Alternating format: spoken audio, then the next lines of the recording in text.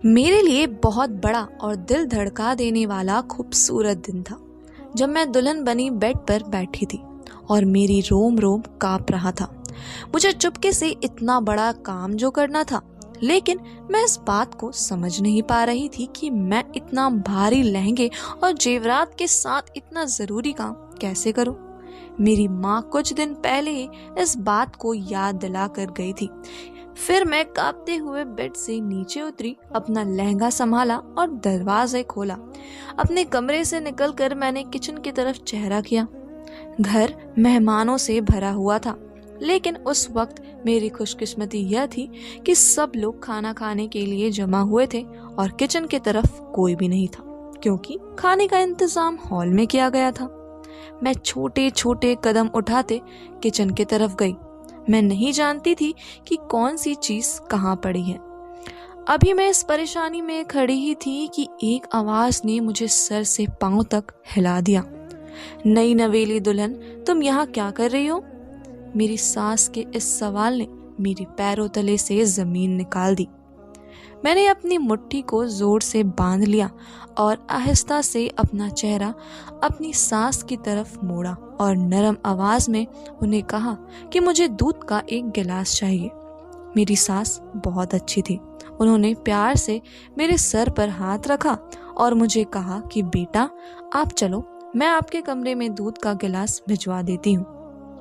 लेकिन अगर वह थोड़ी देर बाद दूध का गिलास भिजवाती और तब तक मेरा पति आ जाता तो मैं अपना काम नहीं कर सकती थी। मैंने डरते डरते कहा कि आप मुझे गिलास पकड़ा दे, मैं ले जाती हूँ। तो मेरी सास ने मुझे दूध का गिलास पकड़ाया और मैं जल्दी से अपने कमरे में आ गई। कमरे में आकर मैंने गिलास टेबल पर रखा और अपनी मुट्ठी में दबी हुई पुड़िया को गिलास में डाल दिया और जल्दी से उस गिलास को हिलाया ताकि वह दवा पूरे तौर से उसमें मिल जाए। ये काम करके मैंने गहरी सांस खींची और चलती हुई बेड पर आ बैठी। अब मुझे अपने पति का इंतजार था। मेरा यह इंतजार ज्यादा देर तक नहीं था। 10 मिनट के बाद मेरे कमरे का दरवाजा हल्का सा हिला और मेरा पति अंदर दाखिला हुआ। ऊंचा, लंबा, गोरे रंग और शेरवानी में वह बहुत खूबसूरत लग रहा था। मुझे यकीन हो गया कि मेरे मम्मी पापा ने मेरे लिए कोई शहजादा ही चुना है। लेकिन अपने अंदर ही गलती जब मुझे नजर आई तो मेरा दिल बैठ गया। मेरी सारी खुशी मिट्टी में मिल गई। मेरे पति का प्रकाश नाम था। उसने आकर मुझे नमस्ते किया और 1-2 बातों के बाद मैंने मोहब्बत से दूध का गिलास उसे पकड़ा दिया। दूध का गिलास पीते ही मुझे ऐसा महसूस हुआ जैसे उसने अपने सर को झटका दिया। दूध पीने के फौरन वह गुमसुम सा हो गया और 10 मिनट के बाद वह गहरी नींद जाने लगा।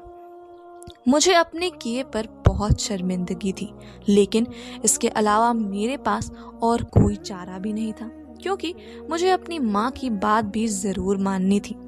अपने घर को बचाने के लिए मेरी माँ मुझे रोजाना फोन करके यह बात याद दिलाती थी कि मैंने अपने पति को दवा पिलाई है, लेकिन इस बात का पता मेरे पति को नहीं थी। मुझे यह सब कुछ करना अच्छा नहीं लगता, लेकिन मुझे अपनी माँ की बात भी माननी थी और इसी वजह से वह जैसे मुझे कहती थी मैं वैसा ही अपने पति को रोजाना दवा पिलाती रही। दवा पीने के बाद भी वह बिल्कुल खामोश हो जाता या फिर सो जाता। कई दिन तक यह सिलसिला इसी तरह से चलता रहा। मैंने वह दवाइयाँ भी बहुत छुपा कर रखी थी ताकि किसी की नजर में ना आए। एक दिन जब मैं अपने पति को दवाई दूध में मिलाकर पिलाई तो फौरन बाथरूम में चला गया। मुझे बहुत हैरानी हुई, लेकिन मेरे दिल को यह तसल्ली थी कि दवा 2-3 मिनट के बाद ही असर करता है और फिर जब वह वापस आए तो उसी तरह से गुमसुम कर लेट गए। आज कुछ दिन के बाद मेरी माँ मुझसे मिलने आई थी। मैं अपनी माँ को देखकर बहुत खुश हुई, लेकिन उन्होंने आते ही मुझसे सवाल जवाब शुरू कर रख दिया कि तुम रोजाना अपने पति को दवा दे रही हो या नहीं। मैंने उनकी तसल्ली कराई कि मैं रोजाना वक्त पर ही दवा देती हूँ। उन्होंने मेरा माथा चूमा और मुझसे कहा कि बस मेरी बेटी, तुम किसी को नहीं बताना, खासकर अपनी सास को। अगर किसी को इसके बारे में पता चला तो तुमको डाइवोर्स दिलवा देंगे, तुम्हारी बहुत बेइज्जती करेंगे और तुम्हारा पति तुम्हें डाइवोर्स दे देगा। यह सोचकर ही मेरी जान निकल गई। उस घर में मेरा पति और मेरी सास है, हम 3 लोग रहते थे। मेरी सास बहुत अच्छी थी और मेरा पति भी मेरा बहुत ख्याल रखने वाला था। मेरा दिल करता था कि मैं उसे बता दूं, लेकिन फिर अपनी माँ की बातों की वजह से मैं खामोश ही रहती थी। मैंने अपने पति को कहा कि आज मुझे अपनी माँ बाप से मिलने के लिए जाना है, तो उसने कहा कि मैं तैयार हो जाऊं। वह ऑफिस जाते हुए मुझे छोड़ जाएंगे और वापस घर लौटते वक्त वो मुझे लेते आएंगे। मैंने भी हाँ से सर हिलाया और तैयारी करने चली गई। अपने घर आकर अलग सा ही एक सुकून मिला। अपने माँ बाप से मिलकर मेरे दिल को सुकून पहुंची, लेकिन मेरे पापा का चेहरा बिगड़ा हुआ था। मुझे लगा उनकी तबीयत ठीक नहीं होगी। मेरी माँ ने मुझसे पूछा कि तुम घर कब जाओगी, तो मैंने अपनी माँ को बताया कि शाम के वक्त मेरा पति मुझे लेने के लिए आएगा। तो उन्होंने भी कहा कि हाँ, तुम शाम तक चले जाना, क्योंकि दवा देना है। और फिर मैं अपने घर आ गई। एक रात मेरा पति और मेरी सास दोनों बहुत ही गुस्से में मेरे कमरे में आए। उन दोनों के चेहरे देखते ही मैं डर गई थी। मुझे कुछ समझ ना आया, ये इस तरह गुस्से में क्यों हैं। अब तो मुझे यकीन हो गया कि इनको कुछ भी मेरी सच्चाई मालूम पड़ गई है। मेरी सास ने आते ही मुझे बाजू से खींचा और कहा कि इससे पहले कि मैं तुम्हारे साथ कुछ कर दूं, तुम मेरे घर से निकल जाओ। मेरा पति अपने मुंह से कुछ भी नहीं बोला था और मैं एक जगह सुन्न होकर रह गई थी। मैं क्या करूंगी, मैं कहाँ जाऊंगी, और अगर मेरी माँ को इस बात का पता चल गया तो वह मेरे साथ क्या करेंगी।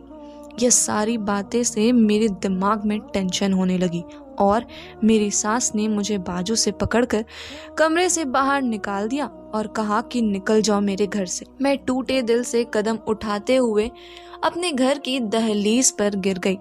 मुझे कुछ पता ना था कि मैं कहाँ जा रही हूँ, बस इतना ही मालूम था कि मेरा राज खुल गया है। अपने ख्यालात में मैं इस कदर घुल गई थी कि सामने से आने वाली गाड़ी को मैंने नहीं देखा और उसके साथ टकराकर जमीन पर गिर गई। जब मुझे होश आया तो अपने आप को अस्पताल में पाया। मेरा दिमाग बहुत भारी हो रहा था। मुझे कुछ भी याद नहीं आ रहा था कि मैं कौन हूँ। बस इतना ही याद था कि मैं किसी गाड़ी से टकराई हूँ और मुझे बहुत ज्यादा चोट लगी थी। मैंने अपने बेड के पास एक अजनबी को बैठे हुए देखा। उस अजनबी को देखकर मैंने अनजान नजरों से उससे सवाल किया कि आप कौन हो। तो उस अजनबी इंसान ने मुझे कहा कि मैं आपका कुछ नहीं हूँ, पर आप परेशान ना हो, आपका एक्सीडेंट हो गया था। 1 महीने तक कोमा में रही हैं और अभी आपको होश आया है, तो इसलिए आप अपने दिमाग के ऊपर ज्यादा बोझ ना डालें और आराम से रहें।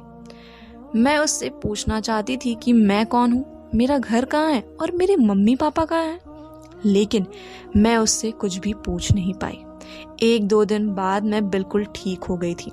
तो उस अजनबी ने मुझे कहा कि आपकी याददाश्त खो गई है और मैं आपके घर वालों के बारे में कुछ भी नहीं जानता।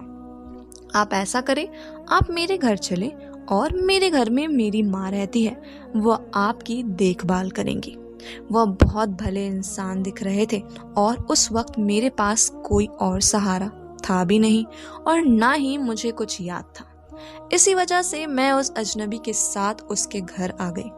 उस अजनबी और उसकी माँ ने मेरी बहुत ख्याल रखा और बहुत सुकून सा माहौल दिया और कुछ दिनों में ही मैं एकदम सही हो गई। लेकिन अभी एक बात मुझे अंदर से खटकती थी कि मुझे अपनी माँ की याद क्यों नहीं आ रही, और जब भी मैं पुरानी बातों को सोचने की कोशिश करती हूँ तो मेरे सर में दर्द की लहर उठती है और जब दर्द करता तो मैं सोचना बंद करके बिस्तर पर लेट जाती हूँ। यूं ही कुछ दिन चलते रहे और एक दिन उस अजनबी के घर एक औरत आई जिसने मुझे यह कहा कि वह मेरी माँ है। यह सुनकर मैं बहुत हैरान हो गया और मेरी माँ ने मुझे किस तरह ढूंढा होगा और मैं उनके साथ घर आ गई।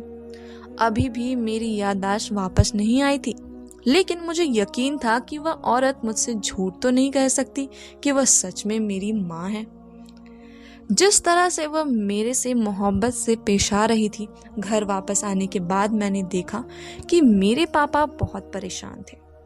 हर वक्त अपने कमरे में ही रहते थे। उन्होंने एक बार भी मुझसे कोई बात नहीं की थी। उनके चेहरे को देखकर लगता था कि वह मुझसे गुस्सा है। मुझे कुछ समझ नहीं आई, लेकिन मेरी माँ मुझसे इतना मोहब्बत से बात करती और मेरे पापा मुझसे इस कदर नफरत क्यों करते हैं। लेकिन मैं उनके कमरे में गई तो वह लेटे हुए थे, मुझे देखकर उठ गए थे।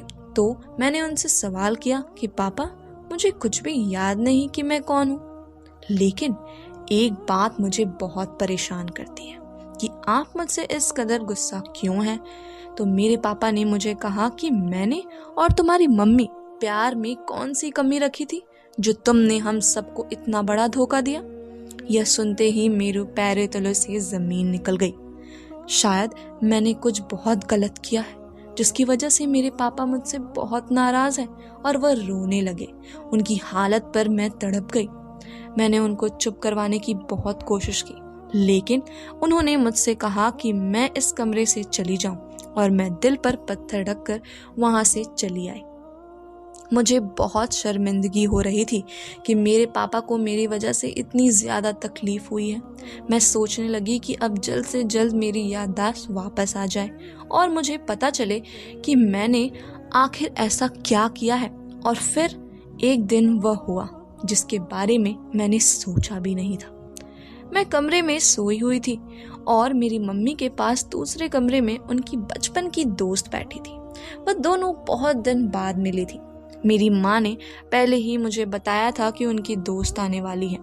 मैं फ्रेश होकर उनके कमरे की तरफ गई थी तो मेरी माँ अपनी दोस्त को अपनी पहले की बातें सुना रही थी। मुझे भी बातें सुनने की बहुत शौक हुआ था, तो मैं भी दरवाजे पर खड़ी होकर उनकी बातें सुनने लगी। मुझे पता था यह गलत है, लेकिन मैं सच जानना चाहती थी। मेरी माँ की आवाज़ बहुत गम में डूबी हुई थी। मैं हैरान परेशान रह गई कि खुश नजर आने वाली मेरी मम्मी आज इस कदर परेशान क्यों है।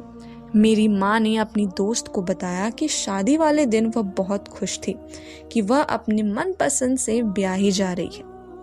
मैं जब इस घर में आई तो मेरी सारी खुशियाँ मिट्टी में मिल गई, क्योंकि मेरी सास ने मुझे यह नहीं बताया था कि उनका बेटा पहले से ही शादीशुदा है और वह अपनी पहली पत्नी से बहुत प्यार करता है, जो कि कुछ दिन पहले ही भगवान को प्यारी हो गई थी और मुझे इस घर में उसकी बेटी की परवरिश के लिए लाया गया था। मेरे ऊपर सातों आसमान आ गिरे थे, क्योंकि यह सच्चाई इतनी खौफनाक थी कि मैं उसको इतनी जल्दी अपना ही नहीं पा रही थी।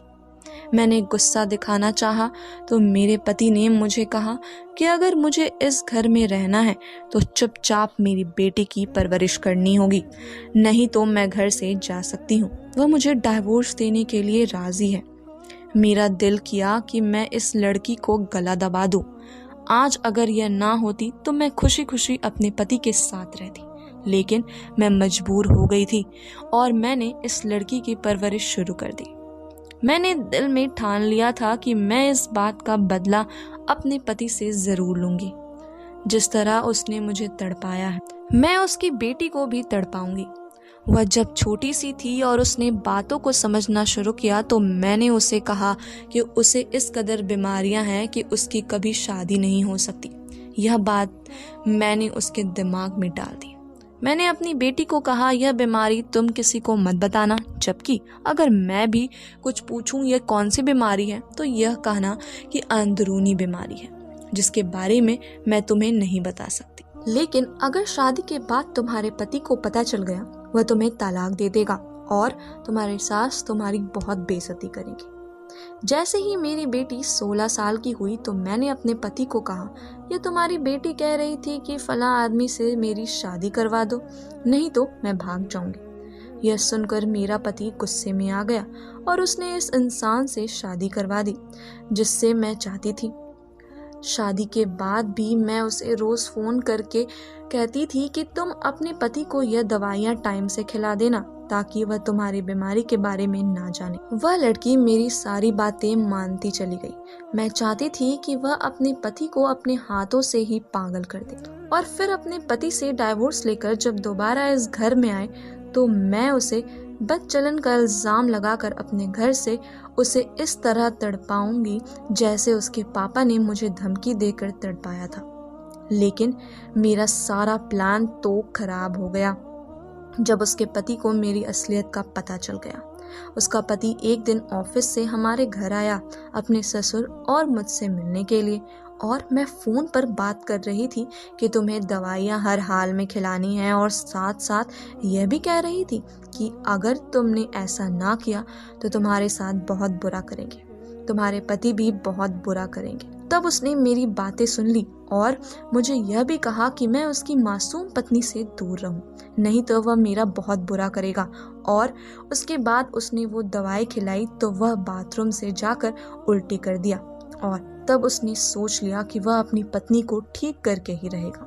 और फिर उसको जब यह पता चला कि मेरी पत्नी को इस कदर गलत दवाइयाँ खिलाई गई है तो उसने डॉक्टर से बात किया। तो डॉक्टर ने उसे कहा कि अगर यह अपनी याददाश्त खो दी और आप लोग इसके दिमाग को कुछ इस तरह से झटका देंगे कि यह सब कुछ भूल जाए तो हम इसके दिमाग में यह सारी बातें निकाल सकते हैं। और उसके पति ने ऐसा ही किया। अपनी गाड़ी से उसका एक्सीडेंट करवाया और अजनबी बनकर और अपनी माँ के साथ मिलकर उसकी हिफाजत भी की और उसका ख्याल भी रखा, और अब उसको मेरे पास छोड़कर गया है और मुझे यह धमकी भी दे दी है कि अगर मैंने इसका ख्याल ना रखा तो वह मेरे करतूतों के बारे में पुलिस को बता देगा।